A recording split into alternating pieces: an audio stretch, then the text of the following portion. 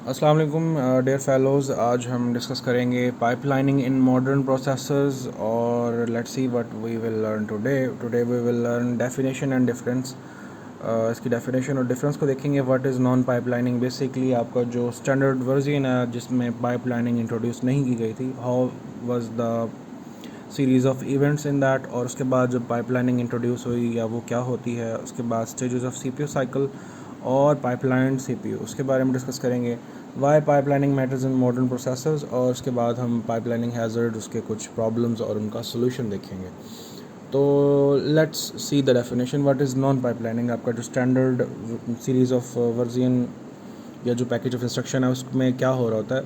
We wait for the first package of instructions to complete fully and then we start second phase और repeat the cycle if required. तो let's visualise this with an example to better understanding.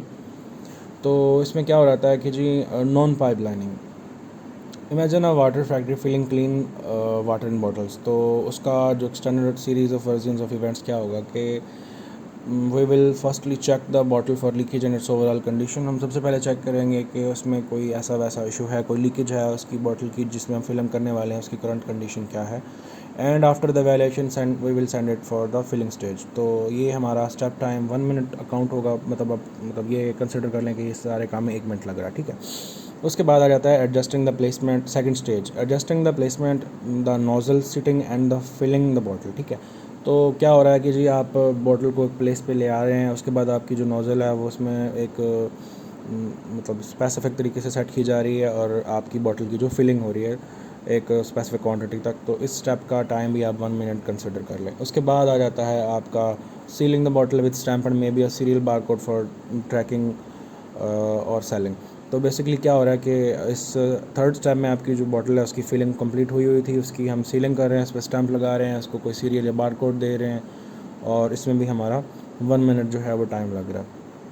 तो हमारे पास कंक्लूजनली जो एक water bottle है वो after 3 minutes of time निकल के आ रही है।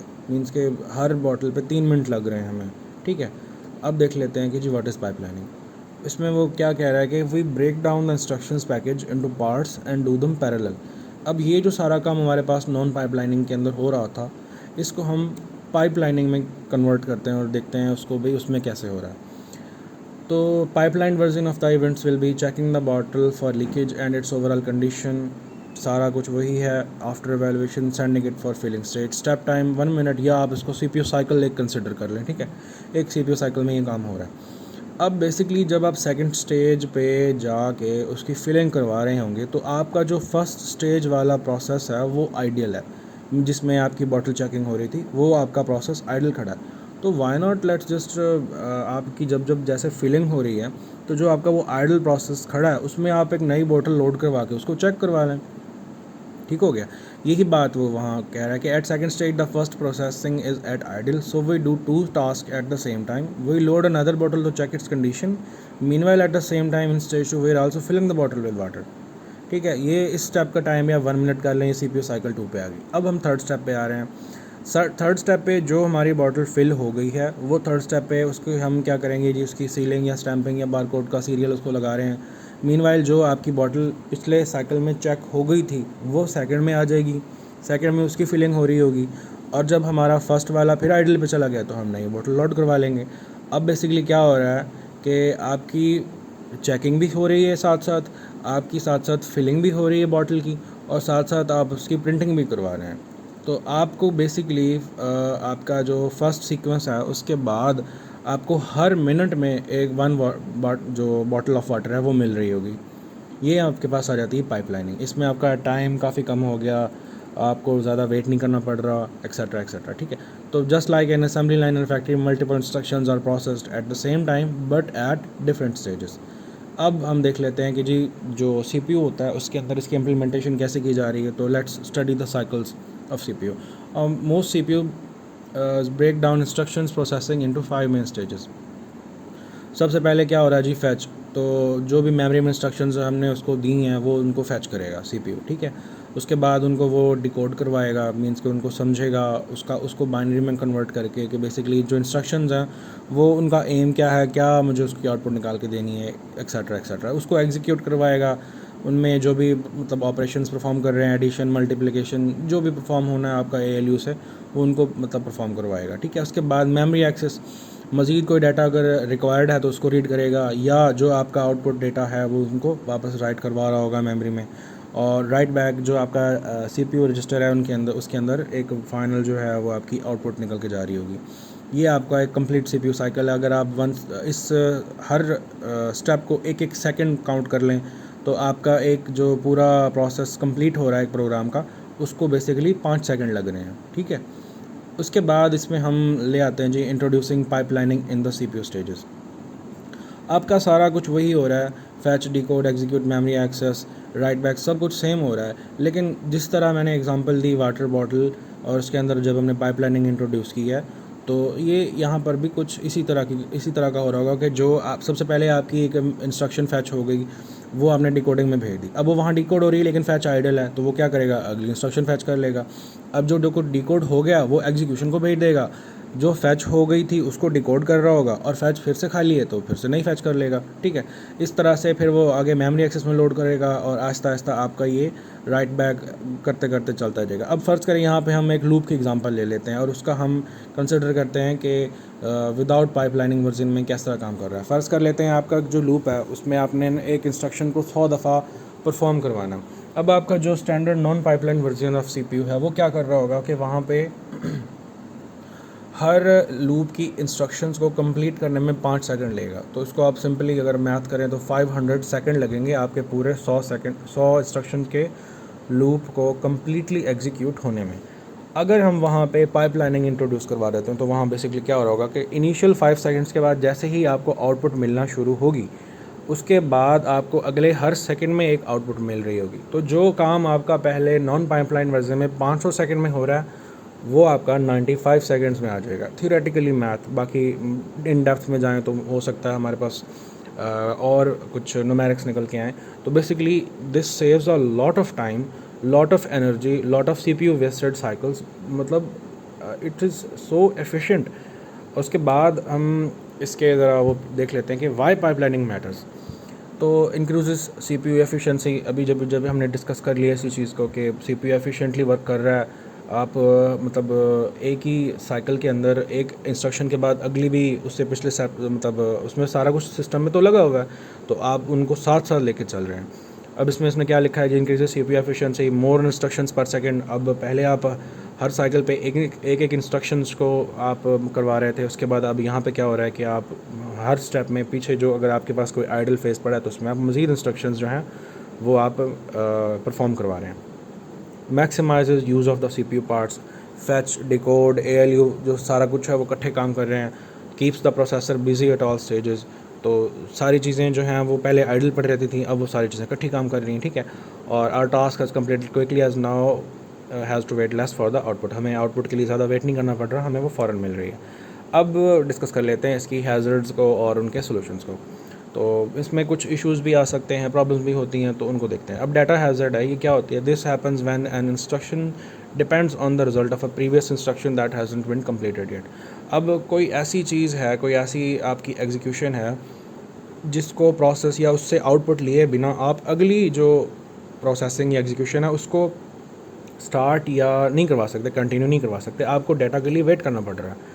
तो उसमें अब कुछ सोल्यूशंस हैं। सोल्यूशन क्या है? सबसे पहले कि आप फॉरवर्डिंग या बाईपासिंग कर देते हैं। डाटा जो आ रहा होता है नॉर्मली, जब हम स्टेजेस की बात कर रहे थे तो उसमें हमारे पास ये मेमोरी एक्सेस के बाद राइट बैक का स्टेज आ रहा था। तो हमने कहीं ना कहीं आई थिंक इसको हम स्किप करवा दें अगर, कि जो आपका मेमोरी में से जो भी आपकी एग्जीक्यूशन का आउटपुट निकल रहा है उसको डायरेक्टली अगले स्टेज को फीड करवा दें।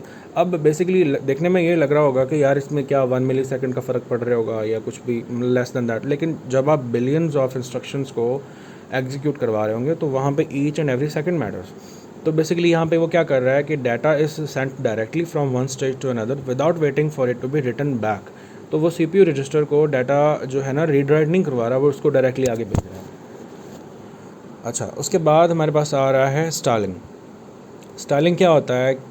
इसमें बेसिकली उसने लिखा है pipeline interlock delay the next instruction until the data is ready but this waste cycle. अब जब तक आपका पिछला इंस्ट्रक्शन उसमें से आउटपुट नहीं निकल के आ रही फ़र्ज़ कर लेते हैं आपने एक प्रोग्राम है, उसमें यूज़र इनपुट नीडेड है, तो जब तक यूज़र इनपुट नहीं देगा आपको वेट तो करना पड़ेगा उसका थोड़ा बहुत, but this is also required. तो उसमें 2 चीज़ें आ जाती हैं कि एक तो वो इंस्ट्रक्शन को डिले कर रहा है जब तक डाटा रेडी नहीं हो जाता।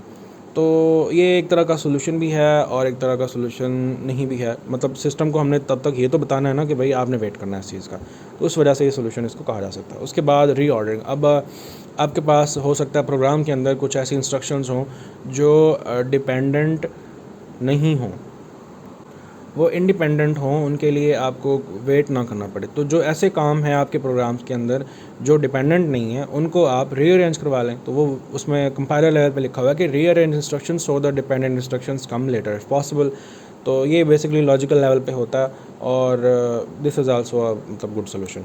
उसके बाद आ जाता है हमारे पास कंट्रोल हैज़र्ड्स। तो इसमें बेसिकली क्या हो रहा है, it occurs when the pipeline does not know which instruction to fetch next because of a branch, like if else condition या कोई गो टू अगर हम लगा रहे हैं। बेसिकली क्या हो रहा होता है यहाँ पे कि सीपीयू आपकी ना प्रेडिक्शंस ले रहा होता है या गैस कर रहा होता है कि ये जो काम हो रहा है इसके बाद आगे जो है वो यूज़र क्या काम करेगा या वो क्या इंस्ट्रक्शन देगा। तो वो कोशिश कर रहा होता है उसको कि वो पहले से ही कुछ ना उसको प्रोसेस करके रखे ताकि आपका टाइम सेव हो। अब इसमें इसने क्या लिखा है कि फ़र्ज़ कर लेते हैं अगर आपने कोई इफ़ एल्स कमांड लगा रखी है या कोई आपने मतलब उसमें यूज़ की हुई कंडीशन यूज़ की हुई है, तो इफ़ एल्स क्या कर रही होगी, अगर आपकी एक स्पेसिफिक सिचुएशन मेट कर रही है फिर तो वो इफ़ को एग्जीक्यूट करवा रही होगी, वो मेट नहीं कर रही तो एल्स को एग्जीक्यूट करवा रही होगी। अगर आपने एक स्पेशल जगह पे आके आपने गो टू फलां लाइन लिख दिया और आपका जो प्रोग्राम है उसने बीच वाला पार्ट स्किप करके या आपने उसको रिपीट शुरू पे पीछे से ही करवा दिया, तो इसमें क्या हो रहा होता है कि इसमें कुछ इस तरह के इशूज़ रहते हैं जिनमें सीपीयू जो गेस कर रहा होता है और वो इन इंस्ट्रक्शंस को मतलब प्रोसेस करवा रहा होता है तो वो वेस्ट हो जाती हैं। अब डिलेड ब्रांच उसमें लिखा है compiler inserts a safe instruction right after the branch to use that slot. और फ्लशिंग, इसमें फिर ये हो रहा था कि प्रोडिक्शन वाज रॉन्ग, अगर जो प्रोडिक्शन रॉन्ग थी तो it discards the fetch instructions and corrects the path. तो उसमें सम आपके साइकिल्स जो हैं कुछ वेस्ट हो जाते हैं, लेकिन ओवरऑल ये है कि ये भी इसका एक सोल्यूशन है। आपको प्रोग्राम को और इसके अंदर चीज़ों को तो कुछ थोड़ा सा कंट्रोल करना पड़ता है। फिर इसके बाद हमारे पास लास्ट आ जाता है स्ट्रक्चरल हैज़र्ड। तो स्ट्रक्चरल हैज़र्ड बेसिकली क्या है कि it happens when hardware resources are insufficient to instructions are needed in the same memory और L at the same time. First कर लेते हैं अगर आपके पास रैम है, अगर आप 1 GB है और आपका सिस्टम जो है उसको रिक्वायरमेंट है 2 GB की, तो फिर उसमें ये होगा कि जब सिस्टम ऑलरेडी ओवरलोडेड है तो उसको तो वेट करना पड़ेगा। तो उसका फिर सोल्यूशन यही है कि ऐड मोर हार्डवेयर यूनिट्स। आपकी रैम कम पड़ रही है तो आप रैम मज़ीद इंक्रीज़ करवाएं, ठीक है। और उसके बाद आता है pipeline scheduling, arrange instructions in a way that avoid simultaneous use of the same resources. कुछ आप इस तरह के काम कर सकते हैं प्रोग्राम के अंदर लॉजिकली कि आप को जो मतलब एक रिसोर्स कंस्ट्रेन आ रहा है, मींस के एक होता है, फ़र्ज़ कर लेते हैं आप सीक्वेंशियल रीड और राइट, और एक होता है मिक्स्ड या रैंडम। तो जो सीक्वेंशियल होता है उसमें क्या हो रहा है कि आपका फ़र्ज़ करें आपकी एक 1 लार्ज फाइल है, उसको आप कॉपी या पेस्ट करवा रहे हैं तो वो स्मूथली जा रही होती है। लेकिन वर्सेस जब आप रैंडम पे जाते हैं ना तो बार बार वो रीड और राइट कर रहा होता है छोटी छोटी फाइल्स को, वहाँ पे कुछ स्पीड भी स्लो हो जाती है, बार बार सिस्टम को रुक के फिर चलना पड़ रहा होता है। तो ये इस तरह की चीज़ जिसमें ये है कि आप इंस्ट्रक्शंस को इस तरह से अरेंज करवाएं कि वो सिस्टम जो है लॉजिकली उन चीज़ों को अवॉइड करे, किसी भी एक रिसोर्स पे कंस्ट्रेन ना पड़े। साइमल्टेनियस यूज़ जो है वो यानी कि इकट्ठा एक ही दफ़ा जो है ना उसको अब फ़र्ज़ कर लेते हैं आपकी जो हार्ड ड्राइव है उसको 5, 7, 10 प्रोग्राम इकट्ठे, आपने एक फ़िल्म जो है वो डिकोडिंग पे लगा दी, साथ में आपने डाउनलोडिंग भी लगाई हुई है, साथ में आप एक गेम भी खेल रहे हैं, तो वो क्या होगा कि जो सिस्टम की हार्ड ड्राइव है या रैम है या इवन सीपीयू है वो उस पर बहुत ज़्यादा कंस्ट्रेंट पड़ जाएगा। तो उसमें ये है कि आप सिस्टम को कुछ इस तरह से अरेंज कर सकते हैं कि वो साइमल्टेनियसली इन चीज़ों का इस्तेमाल जो है वो कम से कम करे। ठीक हो गया। तो ये थी हमारी पाइपलाइनिंग की एक कंप्लीट डिस्कशन, और आई होप आप कमेंट कर सकते हैं, मुझसे क्वेश्चन कर सकते हैं, I can try an answer. Thank you.